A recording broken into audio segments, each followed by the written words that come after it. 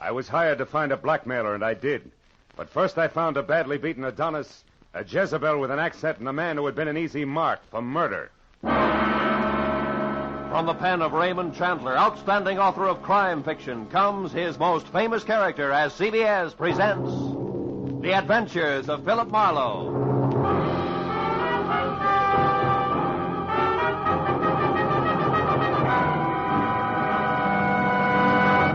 And now, with Gerald Moore, starred as Phillip Marlow, we bring you tonight's exciting story, The Easy Mark.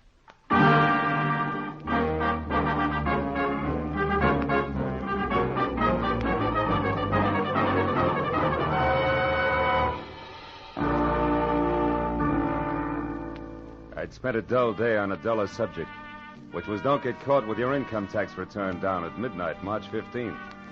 After calling time for a thick steak designated to bolster the stamina of a private detective, but nevertheless non-deductible, I reluctantly headed back to my office where I found both my conscience and the long Form 1040 still waiting, which meant there was no way out. The dull day was going to stretch on into the night, but then I got a break, because my telephone rang and the call was from one Mrs. Corey Gilbert, a prospective client who wanted action in a hurry.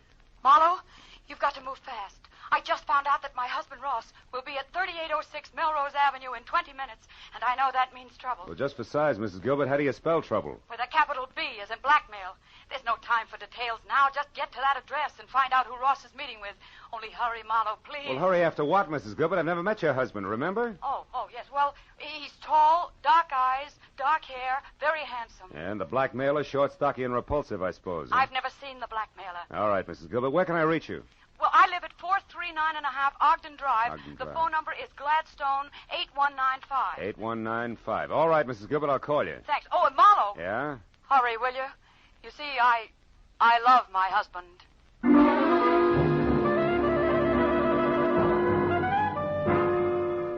I was a little more than 20 minutes finding the address on Melrose. But when I finally pulled up and parked away from the place, I figured being late didn't matter because number 3806 turned out to be an unfinished house set deep in an acre of building materials. I was about to head for a telephone and get an explanation from a confused lady named Corey Gilbert when a lot of noise from what would someday be a living room changed my mind. Then I knew that my client had the right address after all, because there in the pale light of a slice of moon, taking the last of an awful beating from a thin man with a thick beard and a lot of muscle, was Ross Gilbert. Dark eyes and dark hair, like she said, but no longer very handsome. Don't hit me again. Stop worrying, Gilbert. I'm almost through with you except for this. A present from Nanette. And just one more from Nanette.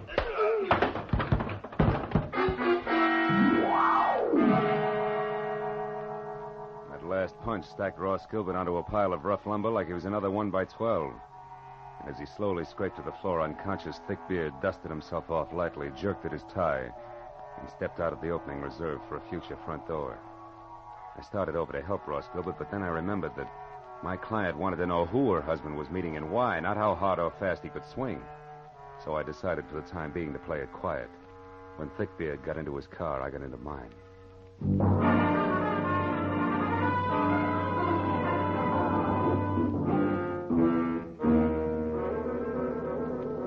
I followed him all the way to Beverly Hills, where he pulled to a stop in front of the Camden Arms Court. I parked, lights out, and watched him strut up a flagstone walk and knock on the door of a bungalow, number 4, which was dark. When he knocked again and it stayed dark, he took an envelope out of his pocket, wrote something on it, and jammed it into the mailbox. Then he got back into his car and started away fast. I walked up to the bungalow and helped myself to Thickbeard's empty envelope. On one side, scrawled in pencil and smudged, was the telephone number Sunset 31676. On the other, payment delivered okay, Plummer. Plummer, huh? I shoved the message into my pocket, struck a match, and started looking for a name on the front door. But then a cab pulled up, and a moment later I had help. I can be of some assistance, perhaps? Yes, I was just... Oh. Nanette? Oui. Nanette Lamarck. But I do not know you, monsieur. No, you don't. I think if you will stop staring and begin talking, we will do much better. Who are you? Phillip Marlow. A friend of Plummer's. He asked me to deliver a message for him. Do I go on? Of course, Mr. Marlowe. But please come inside. It is so much nicer there.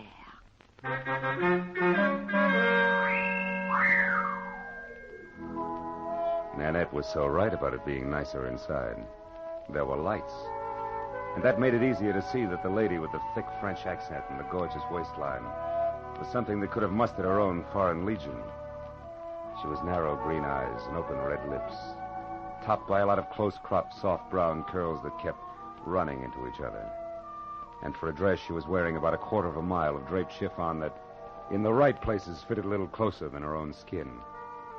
When I told her what I claimed had been a message from Plummer himself, she purred her thanks and started to mix me a drink. When I brought up the subject of blackmail, she stopped abruptly, spilling a bottle of perfectly good Kentucky Tavern all over the table. Blackmail? What do you mean, Marlowe? Extortion, honey. The malpractice of getting a lot for knowing a little that's not nice. You are swinging wild now, mon cher. Maybe. But if it doesn't bother you, I'll stay right with it. Because I'd like to know why you and Plummer, who have such an easy mark, insist on throwing rocks. What easy mark are you talking about? A tall, dark, and used to be handsome guy named Ross Gilbert. Ross. Soda, Marlowe? Yeah. But don't make it too sweet, honey. I can't take it that way. Nanette will be very careful not to make it too sweet. There. Tell me, mon cher, when did you last see Plummer? Before tonight, I mean. I'm not sure. I think it was at the fights over at the Legion Stadium last week. How do I get my drink? Oui, mon cher. You will get your drink in your face, liar. Tell me, Frenchie. Is that pearl handle 32 considered the very latest along the Champs-Élysées? You have lied to me, mon ami. You see, Plummer only arrived in Los Angeles the day before yesterday, for the first time in his life. All right, I made a mistake about seeing Plummer at the fights last week. Now, why don't you put away the gun and we'll talk about Ross Gilbert? Ross Gilbert is a man I hate with all my heart. A man I could kill right this minute. And that, Marlowe, goes for anyone connected with him. So now get out. Oh. Without even so much as an au revoir? I reserve au revoir for my friends, Marlowe. Good night.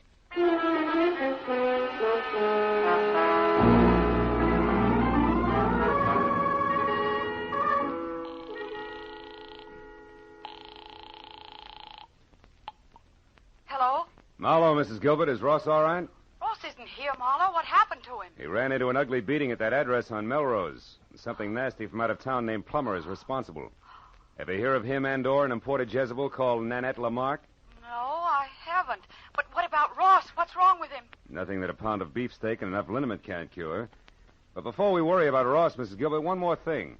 It's a phone number I found on the back of an envelope that belonged to Plummer. Number is Sunset 31676. What? Somebody you know? Yes, someone I know very well. It's the telephone number of my ex-husband, Emery Marsh. Emery Marsh, huh? Fancy dress designer on Wilshire? That's right. But what's he got to do with all this? Emery only met Ross once in Mexico, a party at Ensenada.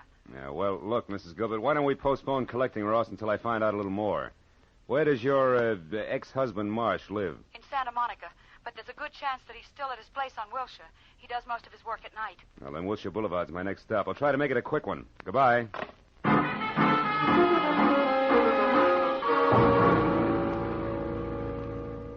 Emery Marsh's place on Wilshire was an expensive shop with a single velvet-lined show window that was home for a beautiful mannequin wearing an evening gown that would drop at the first sneeze. And after I spent 5 minutes thumping on a plush, leather-upholstered portal, a light finally clicked on someplace inside. And a moment later, Emery Marsh opened the door. He was tall, 45, sandy-haired, and looked less like a dress designer than I did. So after following his tweed back into an inner sanctum that was combed plywood behind Chinese modern furniture, I decided to play it almost straight. Now, Mr. Marlowe, what can I do for you? Well, it's a little too early to tell. I'm a private detective, Mr. Marsh, and I'm working for your ex-wife, Corey Gilbert. Corey? Mm-hmm. Is she in trouble, Mr. Marlowe? No, we're close to it. Tell me, Mr. Marsh, when you were last over to Nanette Lamarck's place at Camden Arms, when was that? Nanette Lamarck? Yeah. I've never heard of her. Nor a man named Plummer? Nor a man named Plummer. Who are they? Well, in the order I tossed them out, a mademoiselle with a touchy temper and a thug who needs a shave. I don't understand. How do they concern me? Well, maybe they don't. But your telephone number turned up on Plummer. And both Plummer and Nanette are tied onto a man who at this moment is probably picking himself up off the floor of an unfinished house at 3806 Melrose Avenue. His name, Mr. Marsh, is Ross Gilbert. Gilbert? Yes, that's right. What do you know about him? Well, very little. I only met him once at the Riviera Pacifico. Riviera Pacifico? The hotel at Ensenada in Mexico. Matter of fact, it was the same night that he met Corey. Which didn't make you very happy, huh? No, you've got it wrong. Corey and I were already divorced. The three of us meeting was nothing more than an accident. Oh. And when Ross and Corey parlayed that accident into marriage, were you still smiling? Better than that, Mr. Marlowe. When that happened a month ago, I was grinning.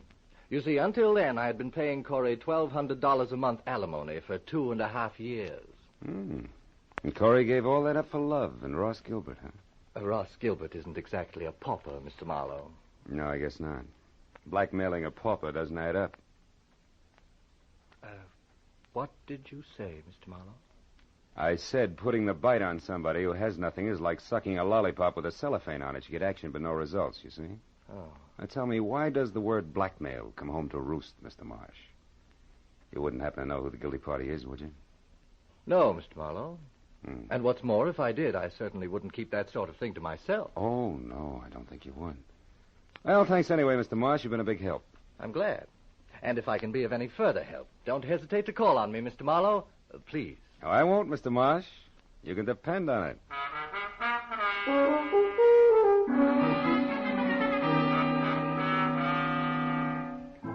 All the way from Wilshire Boulevard to Mrs. Gilbert's place on Ogden Drive, I kept wondering who wanted how much out of Ross Gilbert and why. About 20 minutes later, when I pulled up in front of the house, I started concentrating on my client, who had to be the woman standing next to a green coupe in the driveway and waiting in double time.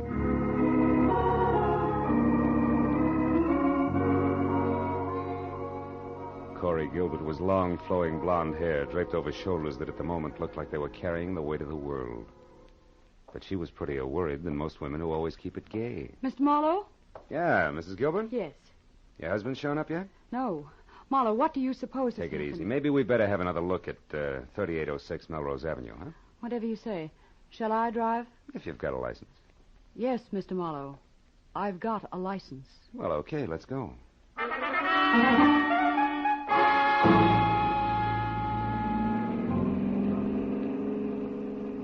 The way we took off in Corey's Nash, I wasn't sure whether her license was for driving a car or an airplane. And while she kept it 83.5 AAA on the accelerator, she talked about her husband and why she was worried. By the time we were near the place, I knew all about the party in Ensenada, their whirlwind courtship, and what a fine guy Ross Gilbert was. When we got out of the car and started over the last 100 yards toward the unfinished house, I'd learned everything Corey knew about the blackmail angle, which wasn't very much. It started last week, Marlowe, when we got back from our honeymoon. Ross wasn't himself at all. He was worried. He forgot how to laugh. He argued with me over any and everything. Where does the blackmail come in? I don't know. He wouldn't tell me what was wrong. Then this evening, just before I called you, I overheard him talking on the telephone. That's when I caught the word blackmail and this address. Now, maybe Ross will be able to fill in a few of the blanks for us. Oh, he was over here in this room on a pile of lumber when I... Ross! Plummer must have done a lot more damage than I figured. Ross! Take it easy, baby. Marlowe, what is it? Is he... I'm afraid he is, Corey. That man, he beat him to death. No, Corey, that round hole in Gilbert's chest wasn't made by a fist. From where I stand, it looks like a .32 caliber bullet.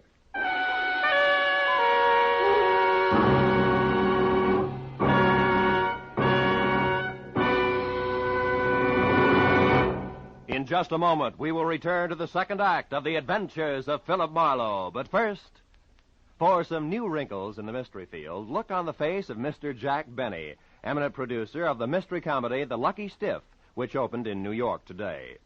Although Mr. Benny's stars are Dorothy Lamour, Claire Trevor, and Brian Donlevy, Jack's face is covered with new wrinkles because he couldn't be in New York to sell the tickets himself. He's remaining in Hollywood to appear tomorrow night on CBS on The Jack Benny Show with Mary Livingston, Don Wilson, Dennis Day, Phil Harris, and Rochester. So be sure to listen. And now, with our star, Gerald Moore, we return to the second act of Philip Marlow and tonight's story, The Easy Mark.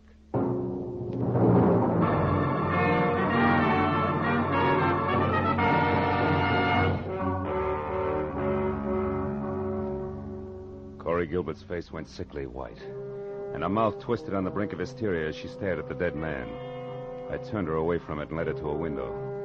She did the fastest job of pulling herself together I'd ever seen. Then I went back to the body. On the way, I noticed a folded scrap of paper on the floor. It was a page torn out of a desk diary, but all that was written on it was the address of the unfinished house we were in. I looked down at what had once been Ross Gilbert. Setup didn't make any sense. A victim of blackmail had been beaten up by a total stranger, and then, a little while later, murdered. Somebody had killed a goose that was laying the golden eggs, and it didn't figure in any direction. Well, I just about decided to go through his pockets when a sound from Corey changed my mind. Marlow, come here, quick. What is it, Corey? There's someone out there. I saw a shadow move. Get away from the window. Marlow, there, running. Why, it's a woman. Yeah, and quite a woman. What do you know? She's crossing the street now. Who is it, Marlow? Who is she? Character as French as Milani's 1890. Only she's more like nitric acid than salad dressing, Corey. Her name is Nanette Lamarck. She's getting in that car. Aren't you going to stop her? No. I've got a line on Miss Lamarck. I can find her. But she was hiding here. She could be the one who shot Ross, couldn't she? Easily. In fact, right now, she's the odds-on favorite. But she's also cagey, and we'll have better luck if we get her on home ground where she'll talk. Besides, there's a big chunk of this business that doesn't follow. What do you mean? Well, look, the murder came out in reverse. Ross was paying off, so he should have been the killer instead of the corpse. Which means there's more than blackmail involved. I don't know what you're talking about. All I know is he's dead, and that woman killed him. Maybe. Come on, Corey, let's get out of here. Where are we going? Well, first you take me back to my car, and then I got a job for you to do. What kind of a job? Well, I found this page ripped out of a desk diary, probably Ross's. I want you to go through all his things and find that diary for me. There might be something else in it that'll give us a connection. All right. Where are you going? Better pay a call on Nanette. Only this time I'm bringing my own welcome mat. I think I'll need it.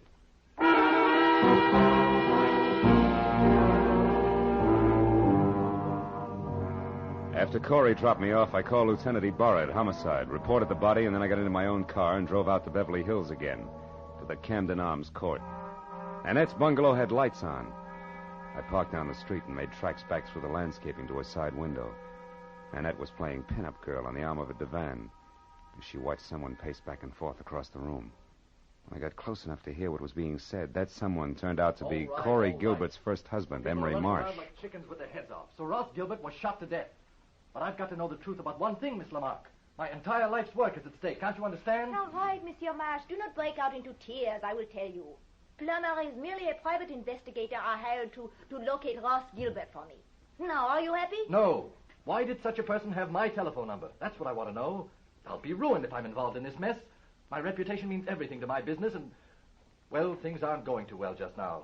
If I'm connected with a scandal, I'll be wiped out. Well, stop worrying. I saw you with Ross Gilbert 3 or 4 times before he disappeared. So I gave your name to Plummer as a possible lead to Ross. That is all. Why did you want to find Ross Gilbert? That, mon ami, is none of your business. You found out what you wanted, so good night. All right. I'll go. But can I count on you to keep my name out of this? Listen, I am counting on me to keep my own name out of it. And I will be very busy doing that. Good night.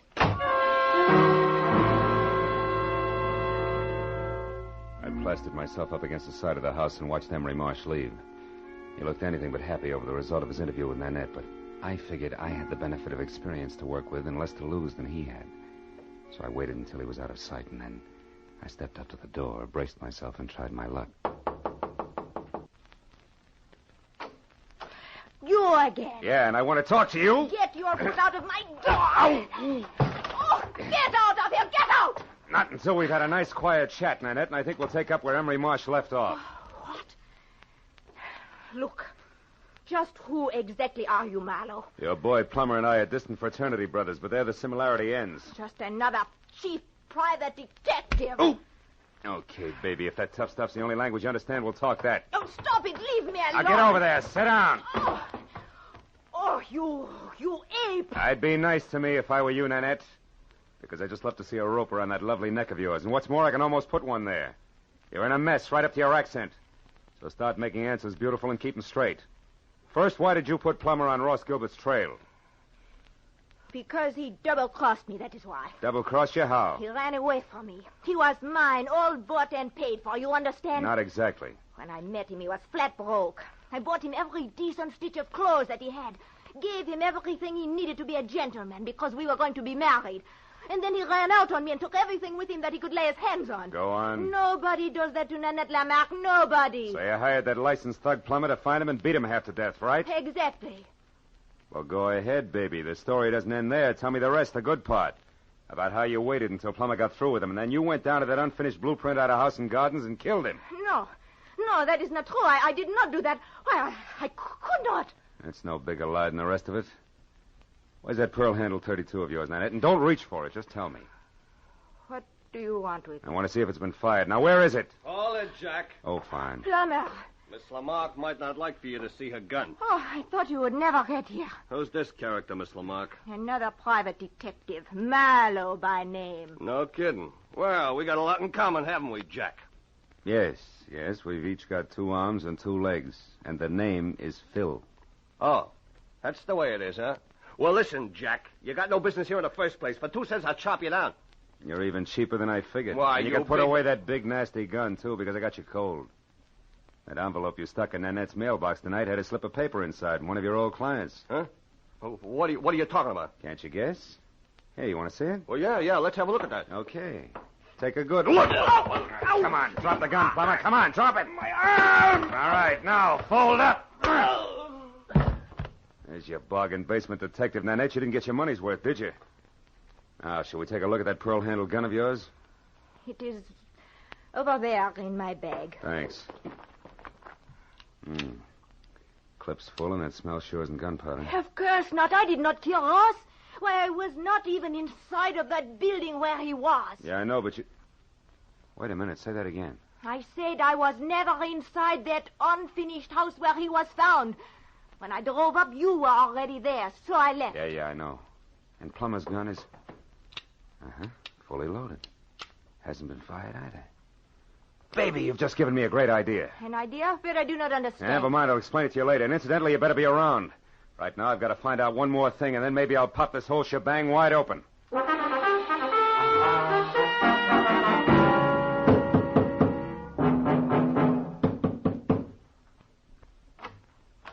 Mr. Marlowe, Good evening, Mr. Marsh. Lucky to find you still working, huh? late hours are a habit with me these days. Come in. Thanks. Mr. Marsh, I've come back for that help you offered me earlier this evening. I see. Well, the offer's still good. Fine. I think your ex-wife, Corey, is lying to me. She claims you didn't know Ross Gilbert, that you only met him once at that party in Ensenada, but you did know him, didn't you? Why, yes. As a matter of fact, I did get acquainted with Ross slightly. We had dinner together a few times. Uh-huh. And you really did favor his marriage to Corey because it freed you automatically from that alimony load you were carrying. That's correct, Marlowe, but I don't And it's see... also correct, isn't it, that you couldn't afford to go to court to have your alimony reduced because that would let your snobbish clientele know you were going on the rocks. Yes, that's also true. And maybe it's true that you actually engineered the marriage and it backfired on you. Very smart, Mr. Marlowe. Just keep your hands at your side. This might go off. Yes. Well, I expected a reaction, but not quite so soon. Too bad. I'll trouble you for your gun, now that you've got it all figured out. Yes, Marlowe, I engineered that marriage. Corey was attracted to Gilbert, but he was broke. I knew that would scare Corey off if she found out. So you and Corey made a deal, particularly with Ross. He wanted to marry Corey. You supplied the cash for his courtship, right? Yes, only he wouldn't stop there. He kept demanding more. Sure, it figured from the start. Ross wasn't being blackmailed. He was the blackmailer himself, and that made you worse off than before, so you killed him. You're so right, Mr. Marlowe. And remember, the price for 2 murders is the same as for 1. So you've really left me no alternative. I'll give you an alternative, Emery. Corey! One thing you didn't count on. I really loved Ross Gilbert.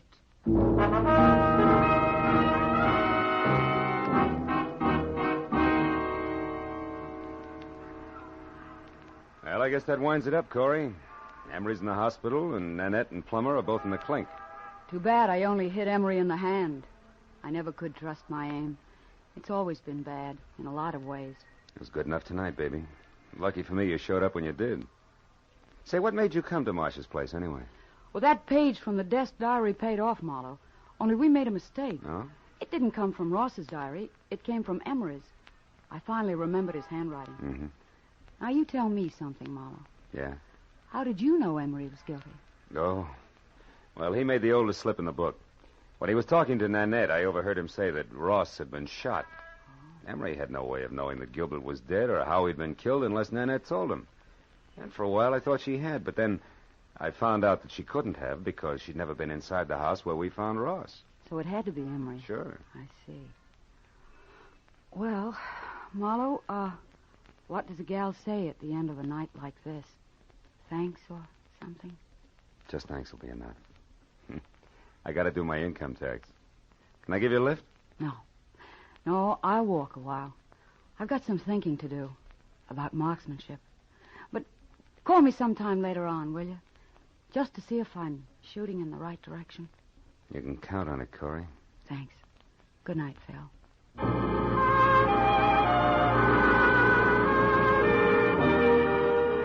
I watched her for a moment as she walked down the street all by herself, deep in her own thoughts, and it looked to me like she was playing it strictly square. I almost wanted to follow her. The first time in a long time, I felt like I wanted to get to know a client better.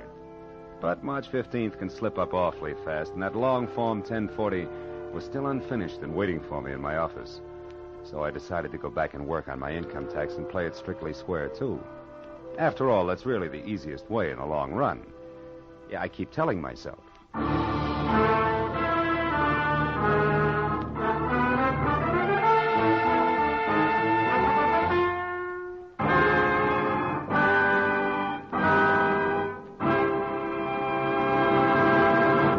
The Adventures of Phillip Marlow, created by Raymond Chandler, stars Gerald Moore, and is produced by Norman MacDonald.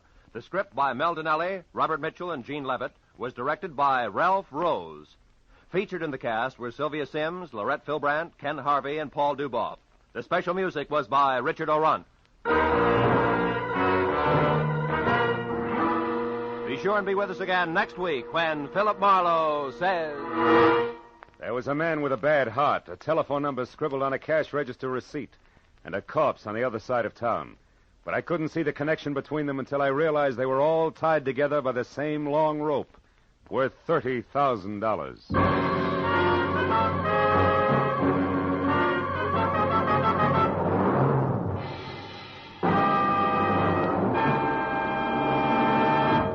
Next Wednesday evening, February 2nd, CBS will bring you a moving, powerful drama of a reporter who took an assignment he eagerly sought, only to find it came too close to home. Its title is Mind in the Shadow. Its star is Eddie Albert, and its story tells how the reporter set out to reveal the shocking facts about our mental hospitals, and then learned that his lovely young wife might have to enter one. Based on actual documentary evidence of conditions existing today, you'll find Mind in the Shadow, a revealing story of something which could happen to you. Hear Mind in the Shadow, starring Eddie Albert, next Wednesday evening, over most of these same CBS network stations. Now, stay tuned for Gangbusters, which follows immediately over most of these same stations.